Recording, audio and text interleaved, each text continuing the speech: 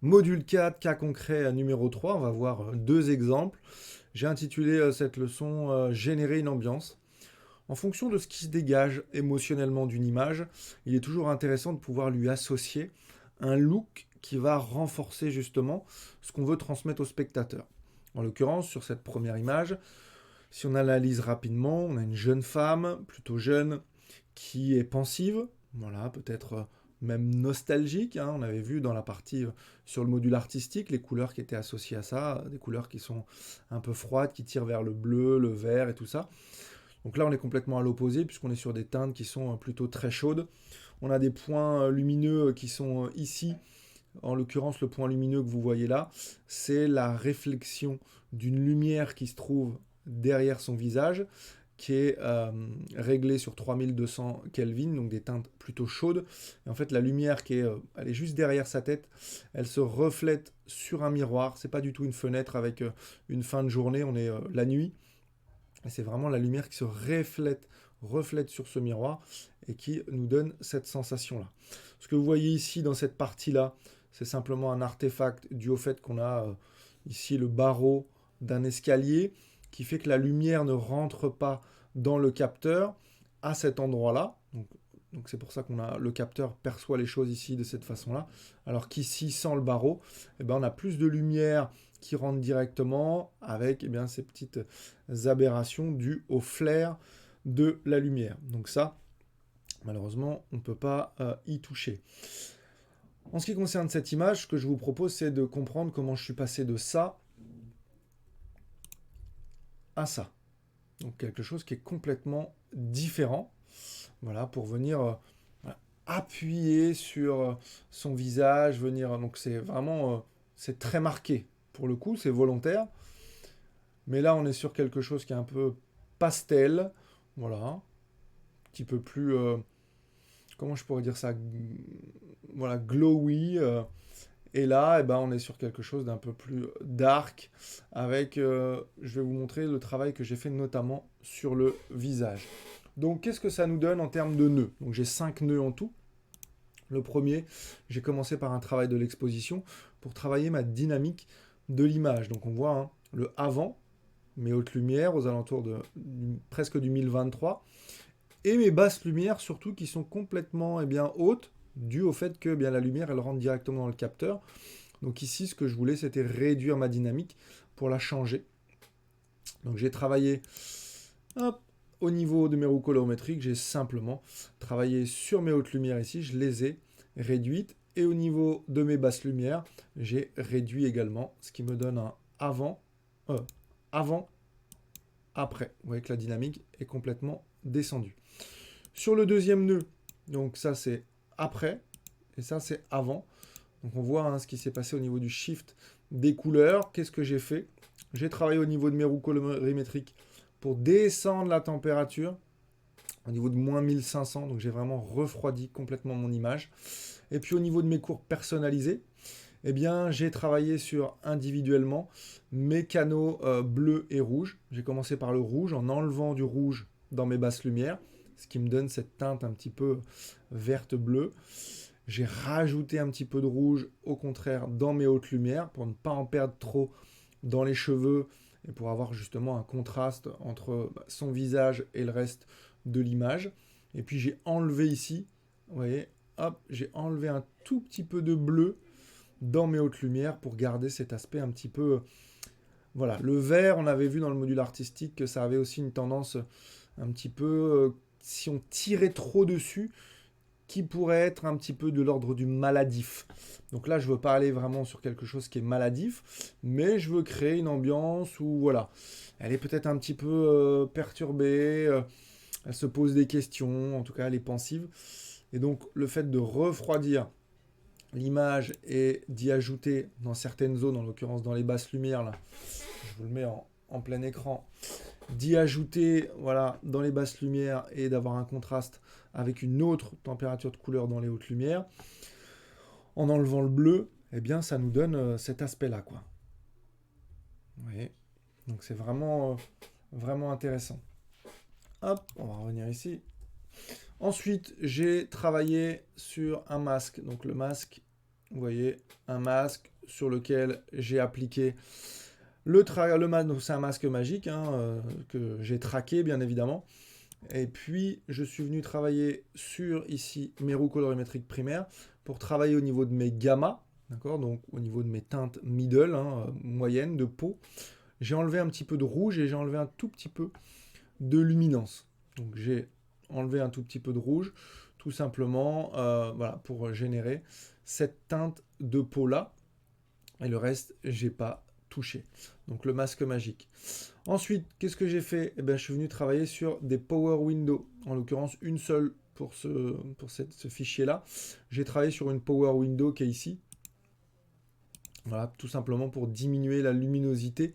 Donc avant, après, on le voit. C'est simplement pour rediriger l'œil du spectateur ici sur le visage de la demoiselle. Et là où le travail prend tout son sens, c'est le travail que j'ai fait sur les retouches beauté. Donc là, bien, on l'avait vu hein, dans le module du technicien, comment on travaillait dessus. Donc je passe rapidement, j'ai analysé, j'ai fait mon masque. Et puis ensuite, je suis venu, au niveau du mode opératoire, je suis sur beauté automatique. Et ce que je suis venu faire, alors ce que je vais faire, c'est, hop, je vais faire ça, je vais le mettre ici. Ce que je suis venu faire, ouais, donc ça c'est le avant, mais avec la prise en compte bien évidemment des nœuds qui sont avant et après. Donc en fait, je suis venu travailler sur le contraste de son visage pour pouvoir impacter les taches de rousseur qu'elle a naturellement, pour pouvoir faire en sorte qu'elle ressorte beaucoup plus. Donc au niveau de la quantité, vous voyez, je suis à moins 0,702. Ça c'est, vous voyez ce que j'ai fait tout simplement.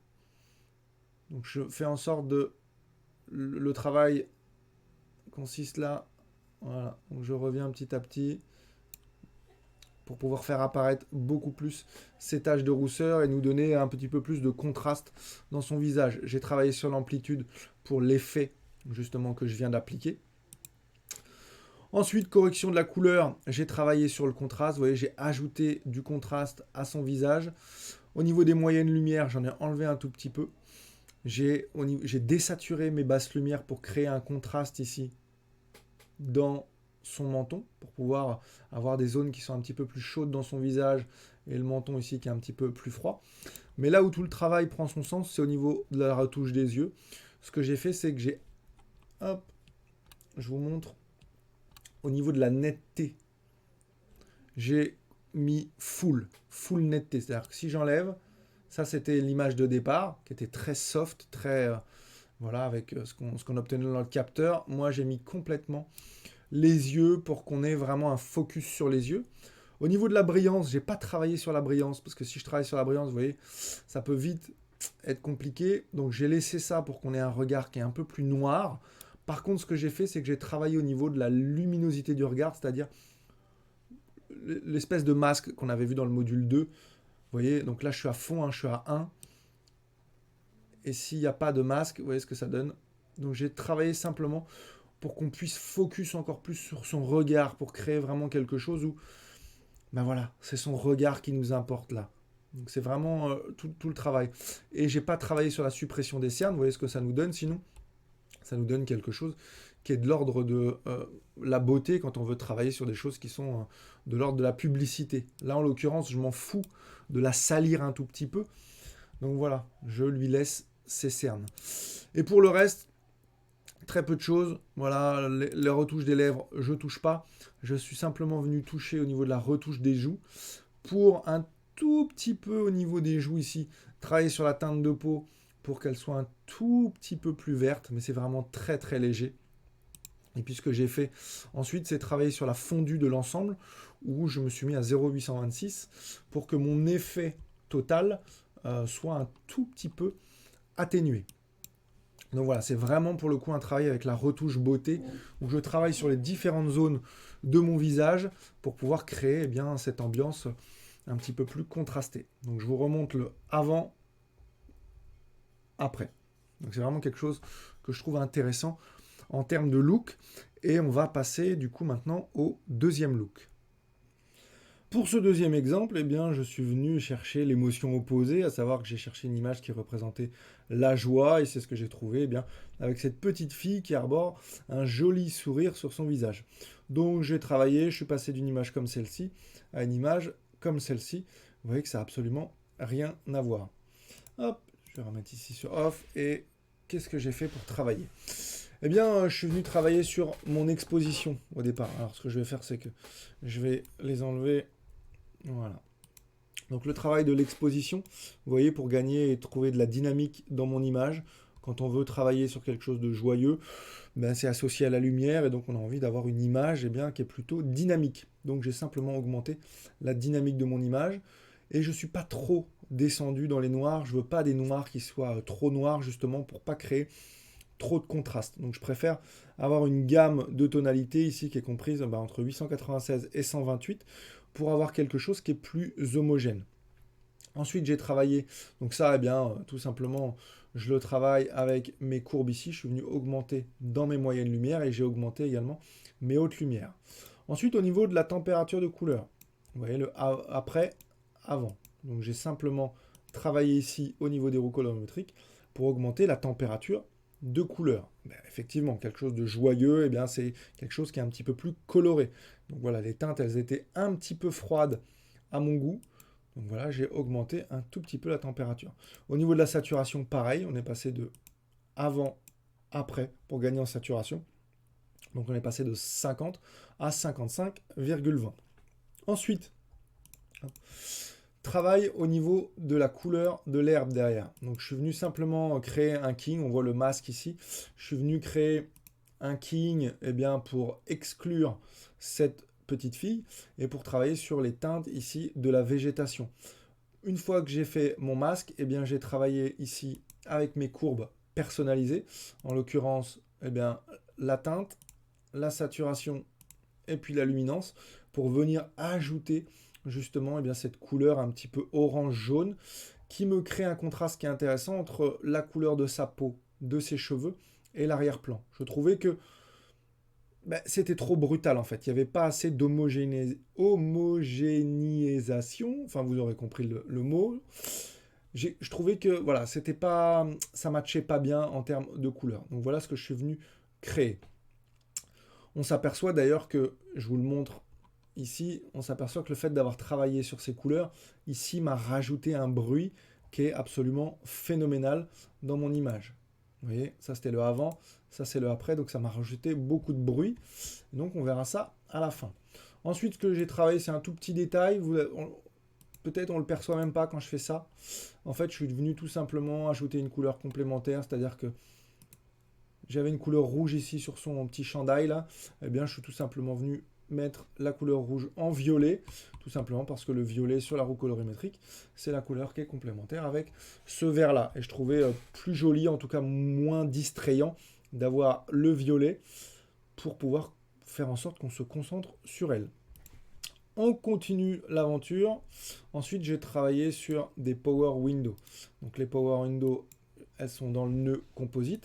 La première Power Window, vous voyez, c'est cette zone-là. Je suis simplement venu réduire la luminosité. Donc ça, c'est avant. Ça, c'est après. Donc j'ai réduit la luminosité pour que l'œil du spectateur, il vienne sur elle. Et puis j'ai fait l'exact opposé sur ce nœud-là. J'ai créé un soleil.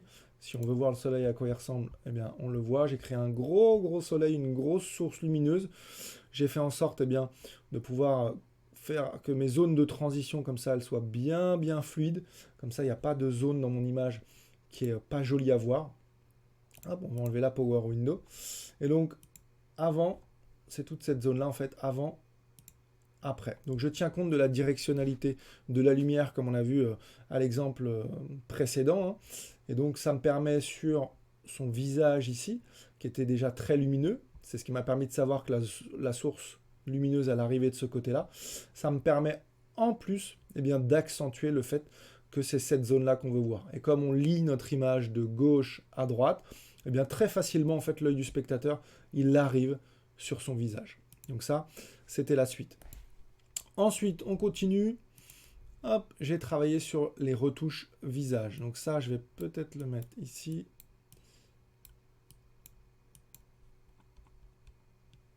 Donc voici le avant, voici le après.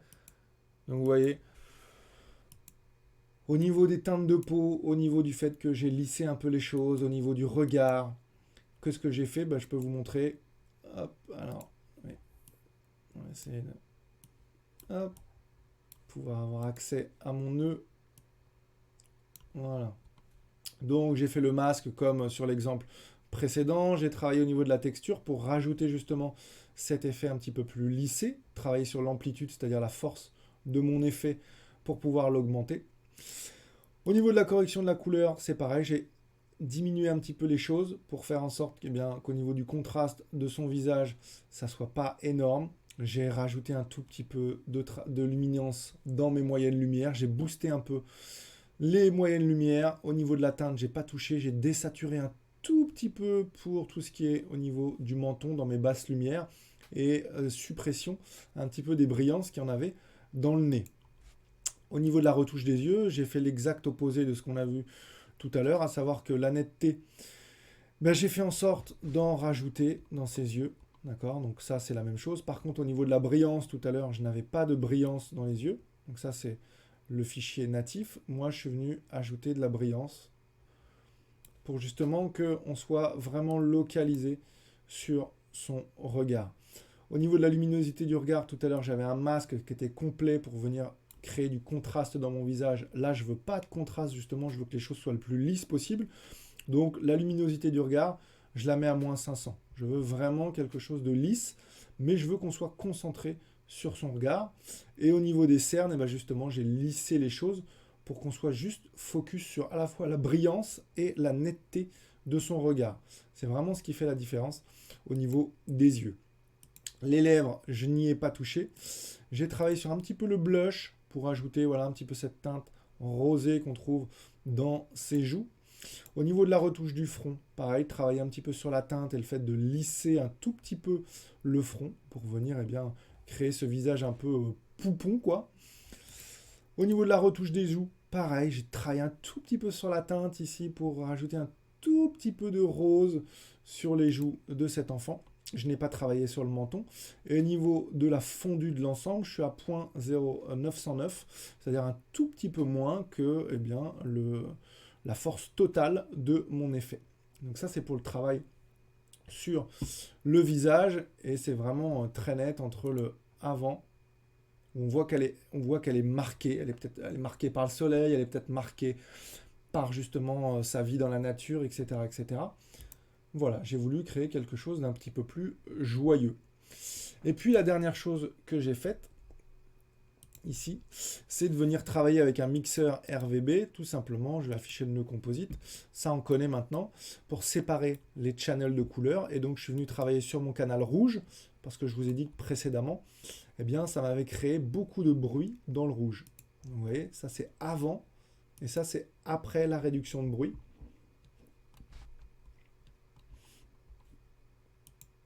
Avant, regardez dans son visage, hein, et après. Donc je suis venu vraiment enlever le bruit dans mon canal rouge, puisque c'était le canal qui présentait le plus de bruit dans cette image. Et je me suis arrêté là. Donc voilà les amis pour ce cas concret, comment eh bien, on peut simuler en tout cas la joie dans une image en travaillant à la fois sur le contexte, voilà, le travail des couleurs, le travail de la saturation, la température de couleur, et à la fois eh bien, en travaillant sur les aspects du visage de notre personnage. Et le tout nous donne quelque chose eh bien, qui est vibrant, où on est focus sur son œil, qui est pétillant, et ça nous donne eh bien, une image. Encore une fois, pour terminer, voilà, un petit avant-après. Avant, c'est vraiment terne. Après, on est vraiment sur quelque chose qui est très joyeux. Voilà les amis pour cette leçon sur générer une ambiance.